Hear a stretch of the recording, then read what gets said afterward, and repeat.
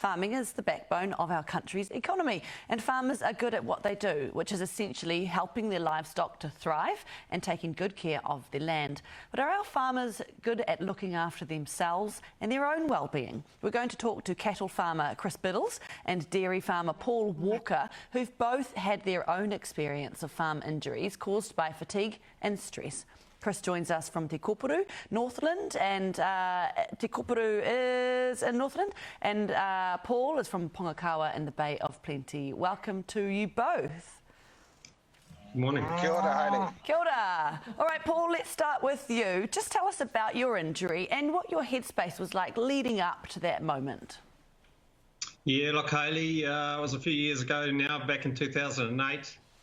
I was at the end of a fair stretch of calving, which it's not unheard of to be working 2 or 3 months without a break back in those days. And I'm a practical man, but one morning I went down to fix a water problem.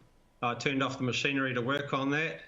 I went to go home for breakfast and heard something wrong, so I went back and I stupidly put my hand where I shouldn't have into the working machinery, and I lost a finger that morning. And that is absolutely something that you wouldn't have done if you were focused on the job. Am I right? Absolutely.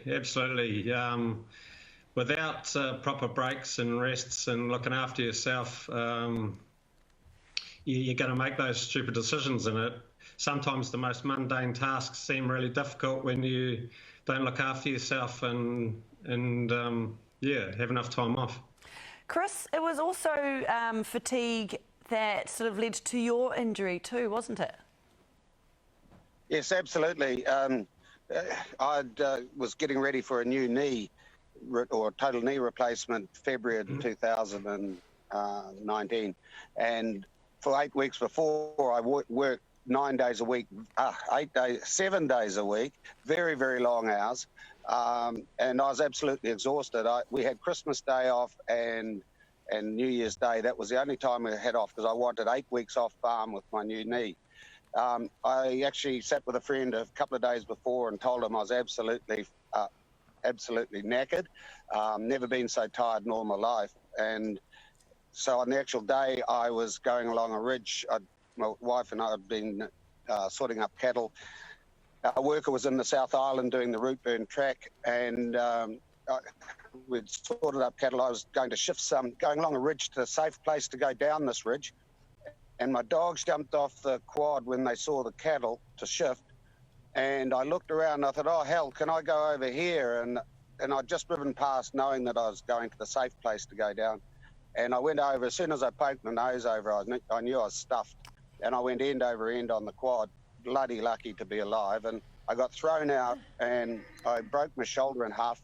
The quad landed on my ankle and it severed it halfway through, and it was a total dislocation of the talus, and my ankle was stuck under the quad, which I was lucky I was able to drag it out.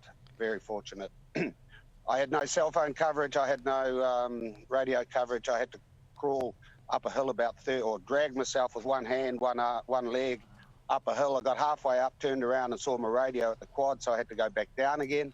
But I got about 30 metres onto a hill and called a mayday on my handheld radio, and my daughter and son-in-law heard it. So yeah, I was very lucky, and it was all about that fatigue. I was just so tired, I was incapable of making sound decisions on the farm.